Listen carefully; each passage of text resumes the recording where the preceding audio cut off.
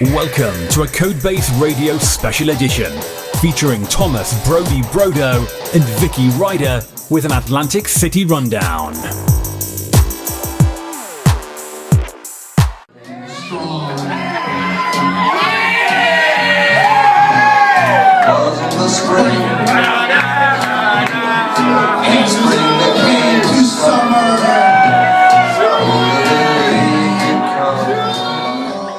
I did get there in the morning of the poker game, like I'd say about 10:30 in the morning, and I tried to check in with the poker guys. That's when the beginning of the fun started. And I met all the guys from Cleanbox, which was a nice touch because I had forgotten my ticket about 2 hours north. So the guys from Cleanbox helped me, and they figured out a way, and so that worked out good. Stephanie, the best night of the block party, and Andrew will back me up. What's the buffet? I don't know about that. Yeah, I bailed on lunch. I'm sorry. I went to go watch Brody play poker. Spend some All right, so quality let's time get with into Brody. let's get into Friday night first. Friday night, Eric, Vicky, and I went to the a pre-show or a day before show, whatever they called it, at the House of Blues. Right. And not everyone was there, but Ronnie was there, Shuli, JD, Teddy. Scott. Scott wasn't there. Yes, he was. On Friday night? I thought he was there. He was there. I don't remember seeing him. But anyways, Teddy and Poppy and we actually, Vicky and I spent a lot of time talking to them that night. A lot of people who were there. Mad Dog. And that was a wild night. All right, well, I got there on Friday night, and then I went to a place called the Foundation Room, because that's where the party really started on Friday night. That was a great party. You know, to me, that was like a meet and greet. I didn't have meet and greet tickets, so I was really happy to be able to go to that. We had a lot of quality FaceTime with, well, you're used to seeing these people. I've not been that close to Ronnie before, or Mad Dog, or any of them. The Stand was probably the closest I got to them last month. Like Friday night when I saw you, you were having a great time with Andrew, you were drinking a little. I mean, it was a great night. It was a phenomenal night, man. Andrew and I had on our matching Stern Nation t-shirts, and that was the first time we got to spend time together since we started doing the show together actively, because when we were in New York City, I was basically pitching him and Stephanie at the time. So things have moved really fast. The show's progressed really well, and I really wish Stephanie could have made it out, but Andrew and I had a fantastic time, especially that night. Seeing Ronnie sing Sweet Caroline. We played Limbo. I can't believe I got under that that cane or something. You know, then the poker was 1 o'clock. Poker was awesome. It was everything that a poker fan and a Stern fan could have ever wanted. It was absolutely. You saw me there. I was smiling the whole time. Tell me, just go back a couple steps. I'm not an expert at poker, so just tell me, like, what was the buy-in? What kept you in the game? The buy-in was it was $250, and that meant that $200 was going to go to the prize pool, and that $50 would go to Harris. All right, and usually with most poker tournaments, usually about the top 10% is what gets paid out. You know, the winner winning the most, and I think the winner of this tournament was going to win around between $5,000 and $7,000. So, and the 15th I think up to the 15th person probably got, you know, maybe a couple $100 over what they paid in. That's nice. And how many people did it start with, do you know? I believe it was 168, so about 170. Oh, wow. So how many total hours did it go? I played 5 hours, and I think it finished about an hour after me, so about 6 hours it took. And I finished 17th at a 170. That's correct, a respectable 17th. I had an incredible time. I got to sit next to Richie Wilson and Ronnie Mund. Oh, there you go. Are you kidding me? Both at the same time? Was it a poker sandwich? Both at the same time. Ronnie on my right, Richie on the left. Actually, when I got there, I sit down. Richie Wilson sits down next to me, turns to me and goes, "Hey, aren't you that guy Brody?" I thought I was going to throw up. He actually remembered my name, knew who I was. Okay, now as a Stern fan, you know, it was just the most incredible thing for me. I was watching Brodo, play in the poker tournament. Yes, he was my good luck charm. Yes. My son. Yes, and you did wonderful. Thanks, buddy. Wait, Eric, what was your impression of the poker game? Did you hang around and watch the whole time, or? I sure did. I hung around, and I didn't leave at all. And do you know how to play poker, Eric? Did you understand what was going on? I didn't really understand what was going on myself. I really didn't understand either. I just had a great time hanging out with Brodo. That's cool. It's same with me. What's up? He's got his own posse. He holds court there, and we show up and bring him drinks while he plays poker. How'd that happen? That's right. I'm almost famous. And Brodo's like a dad to me, too. Daddy. Wow, Brody's like a dad to you? Yeah, that's pitiful. Wow. You're in trouble, Eric. No, you are. Seriously. I'm wondering, because I don't play poker or ever like gamble or anything, like when you're like sitting next to a staffer or like someone interesting, do you like sit and like talk to them, or are you like really focused?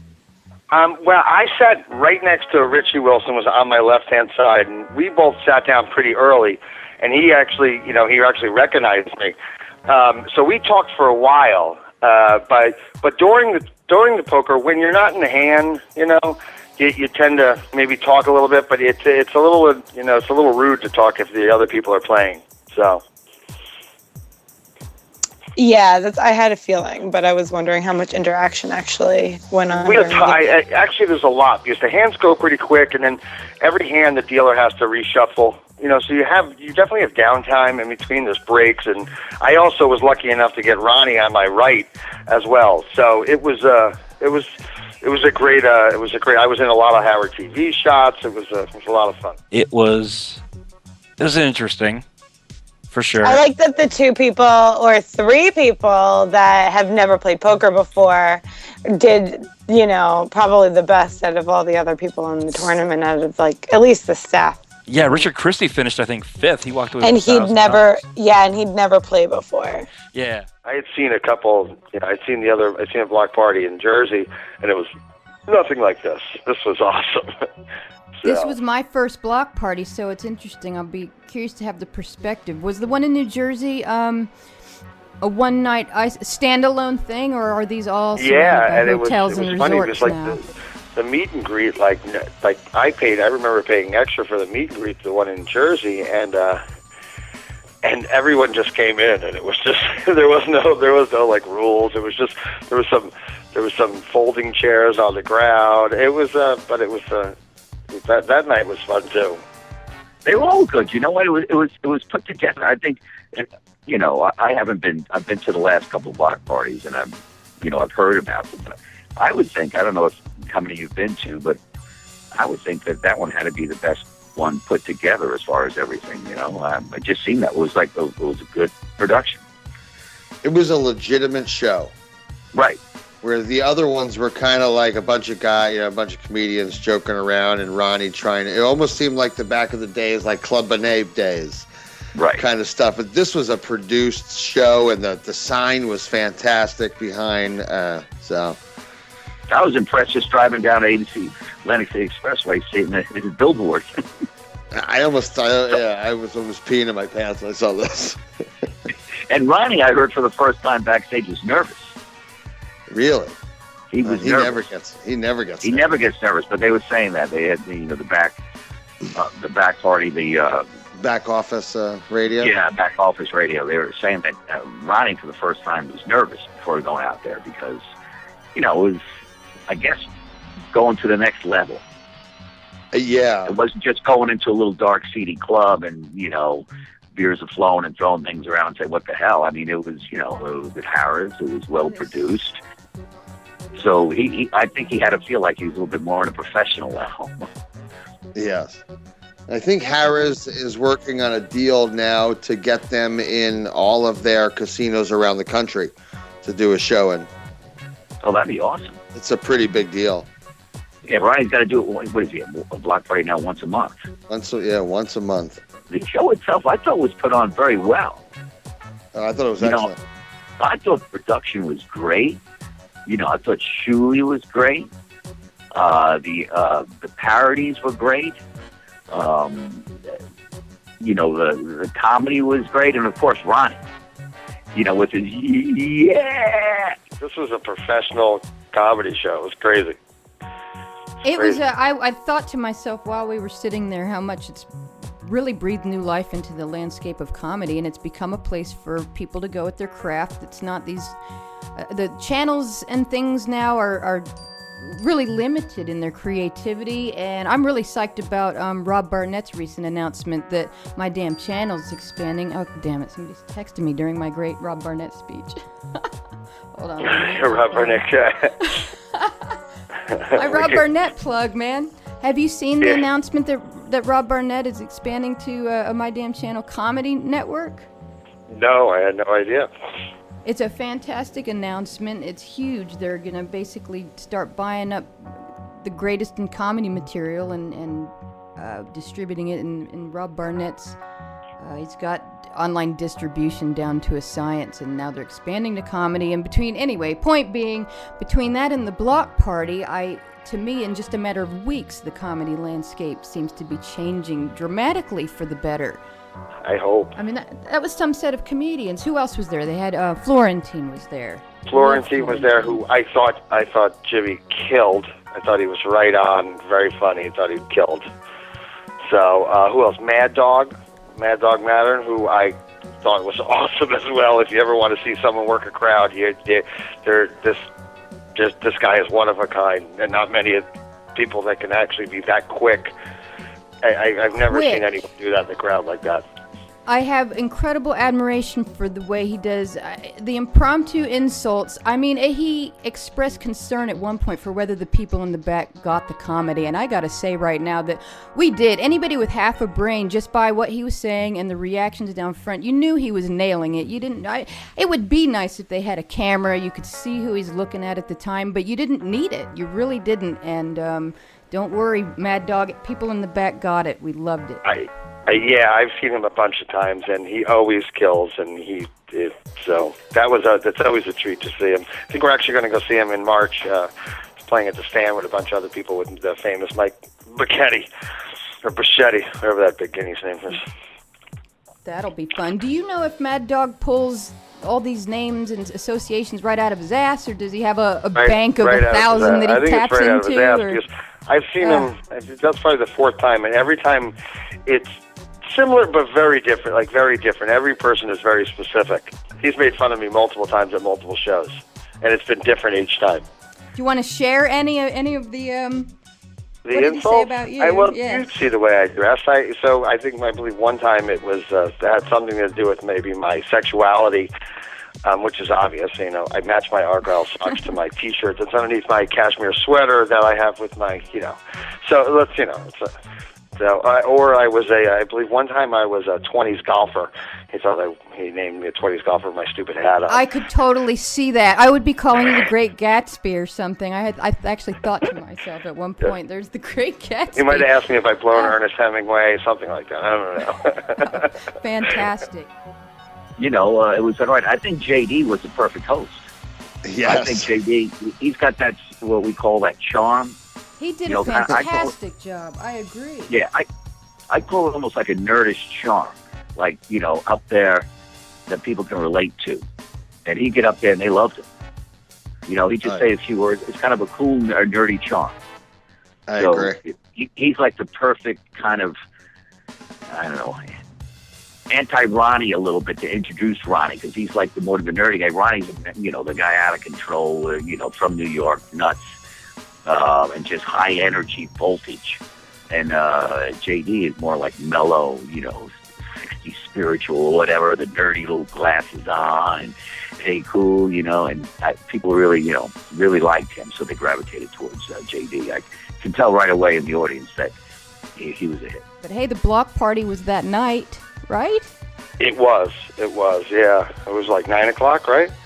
I walked down with John Bolaris, his beautiful fiance Erica, and my son, the lovely Eric, high pitch Eric.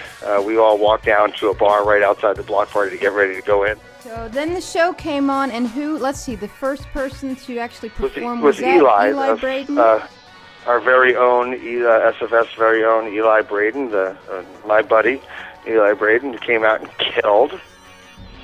It's now, wonderful. Does he do anything? He must do non-Robin material outside the show. I honestly, I must confess, his I Twitter don't know. feed, I believe his Twitter feed is a lot of just straight song parodies that don't have anything to do with the show. And he also is a writer for Jimmy Kimmel now. So. Oh, okay.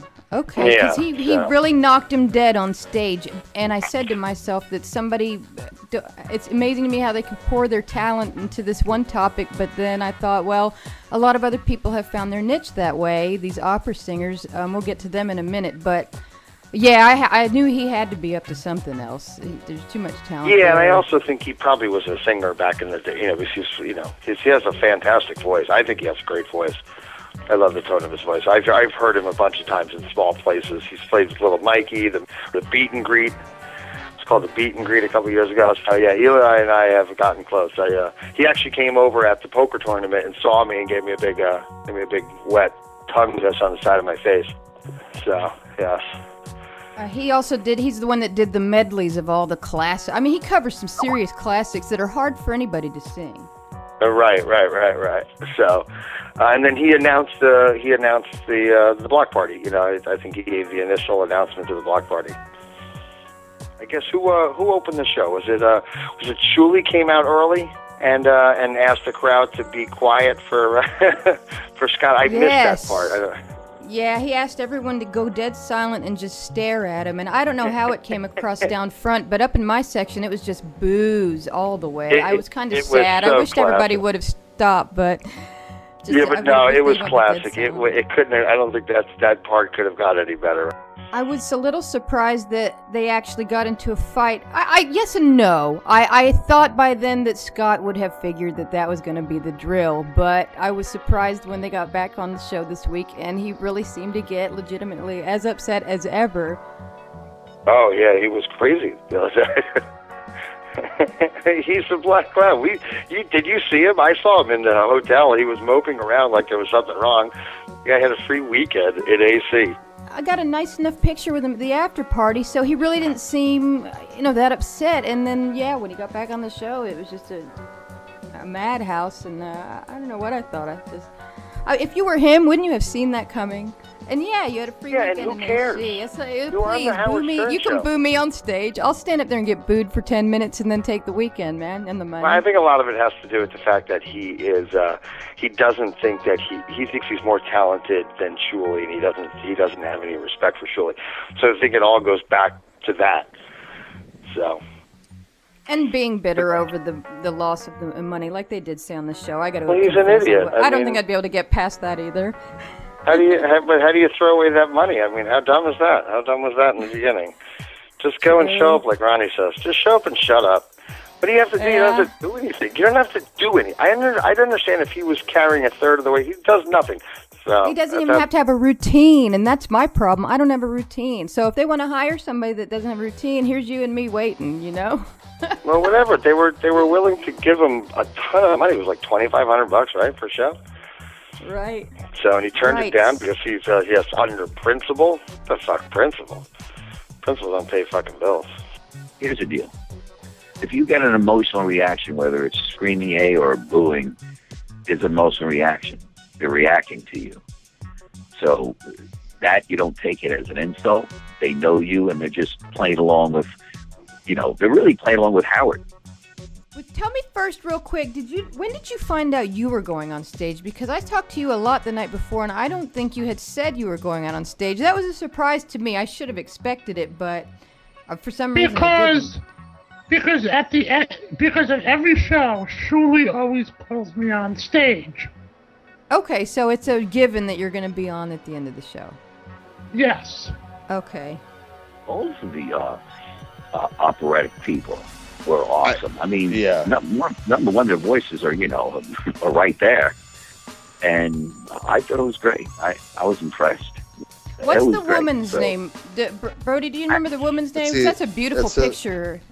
That's You Elaine. remember the woman's name? That's her name is Elaine. I don't know her last name. She's Tim Sabian's assistant.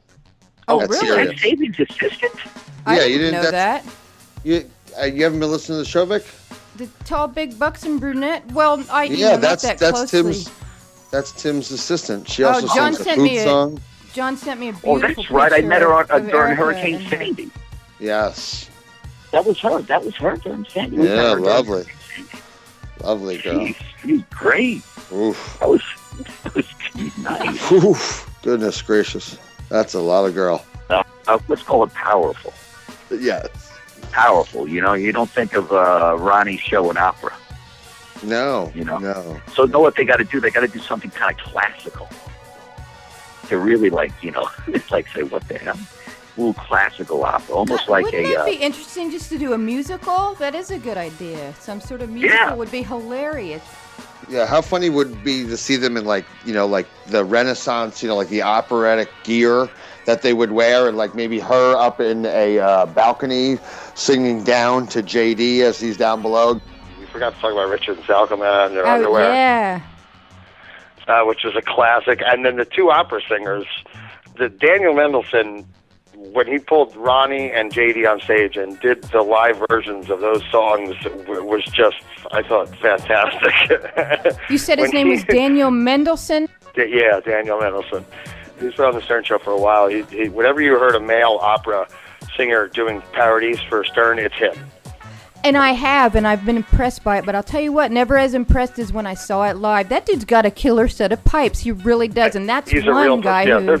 They're both professional opera singers, those people, so... But when he was doing the... when he was doing the JD in opera, I almost peed my pants. Yes! If I had... Say again? Do you imitate JD in an opera? That's phenomenal. And he did it. He did it live and loud and... He was rude to them, too. Then he gave us the finger at the end. I mean, what opera singer in the world is going to do that? Only a Stern fan opera singer would do that. A dead-on impression in the middle of a famous tenor caliber aria. I was impressed. We were all impressed. Yeah, that might have been maybe one of my favorite moments of the entire block party. Everyone, JD can't speak to save his life. He mumbles all day, he mumbles all night. If you ask him what he thinks, he will sound like this.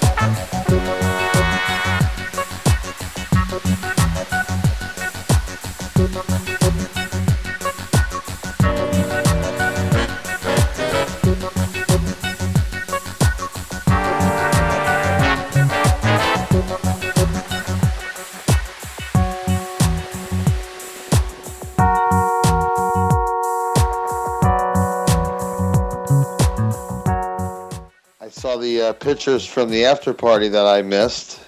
Yeah, you missed that. Yeah, I'm a mental case, John. Those are, we all have our crosses, the bear. Yeah, I know that, but the after party was after party worked. You went to the after party afterwards, right? Me, Vicky and I went to the after party, and something. Some guy came to us, got us out of the line, and walked us right into the after party. Pitch has the hookups, man. We didn't stand out there 2 minutes. He got impatient, dialed the phone. Next thing I know, somebody's out there post-haste escorting us back behind the ropes. We didn't need a bracelet. We didn't need the flash. We just got right in there. Wow. Next thing I know, I'm standing there next to celebrities and free beers. And, next thing I know, I'm up on stage with Erica. Bolaris is Erica. Yes. The lovely Erica. John Bolaris is Erica, right? Brother, can you believe you had 2 celebrities in your room?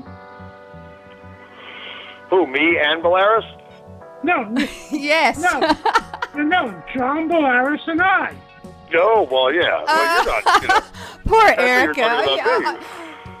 what you're So. And I'm talking about Erica because that was my first faux lesbian dance. That was my first dance on a stage at all. That was my first faux lesbian dance, and I didn't know it was my first dance with a playmate till I got home and looked that up. So now I'm trying to chase her down for pictures, and I think I'm going to see if she wants to get on with us and maybe John and see if they want to get on with us tomorrow and add some comments to this thing. I think it would be fun if they did.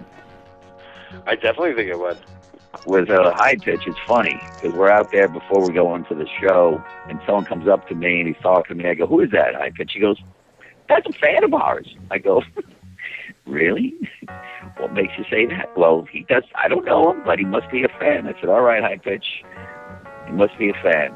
Chanting. It was nice to have a famous, the famous weatherman John Bolaris. Did he give you weather reports while he was in there? I think he did do a weather report while he was in there. Yes, I did also. Yes, yes. Really? You both gave weather. It was like like you run off against each other to see who gave the better weather report. Who won, Thomas? Who won, Brody?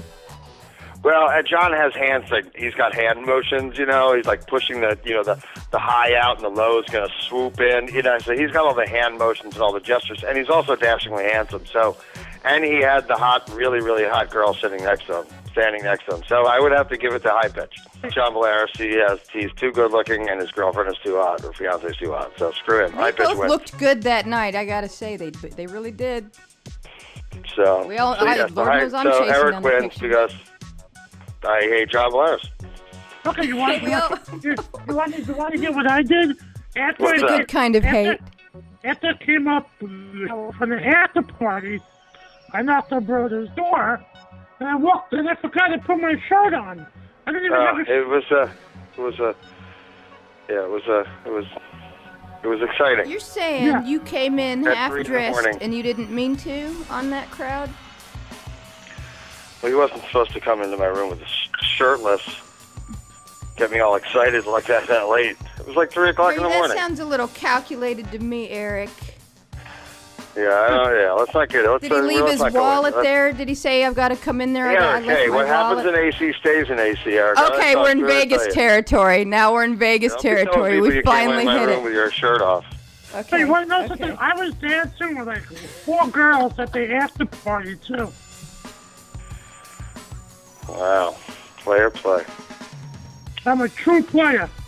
Are you going to Jamaica? You know what's thinking about it, Erica? Hey, Erica, where are you? Oh, are we going to Jamaica? We're going to try. You're going to try? We're going to try. See, we pay for ourselves. So yeah. Yeah. Me too. I don't think I'm going. So. You know what? We were just in Jamaica a few weeks ago. So, Hey, John, I had to pay extra just to meet them after the show. So I'm not at the John Bolaris level. So. No. Sea level. The Bolaris level, I've been fired, dude. You know that. But yeah, who hasn't? Dude, that is really total celebrity level, though. That's when you know you've reached status. Yeah, when you get fired, yeah. Absolutely. I know. Hey, I have a question. Beetlejuice is doing the block party in Jamaica. How come you couldn't be in Atlantic City? Maybe his schedule didn't. How do you figure so many people are making it to a Jamaica block party that they can have one there? I mean, that's... It's only selling 300 tickets. And there's really 300 people out there? I'm jealous. There's 300 I don't think so yet. I don't think so yet. Go just hop to Jamaica? It's not a cheap trip. It's like $2,100 for the whole week with the resort and everything. With the airfare? Yeah. For the whole week or just for the 3 days? I think just for the 3 days. It's a lot of, yeah. Is it all inclusive? That's my understanding, as it is. Okay. Oh, so that's $700. I'm sure not drinks. If it's all inclusive, the drinks are usually included. Oh, yeah, really? Yeah. Really? I didn't realize that. Yeah. Still $2,100. The problem is the food is usually not great. So. if I get one, if I get a, if I were to get it for free or something, I'd go. But that's about it. Andrew from Stern Nation is putting out there that he would take a free trip to Jamaica for the block party. You listening, Bruno? Yeah, Bruno. Yeah, Bruno.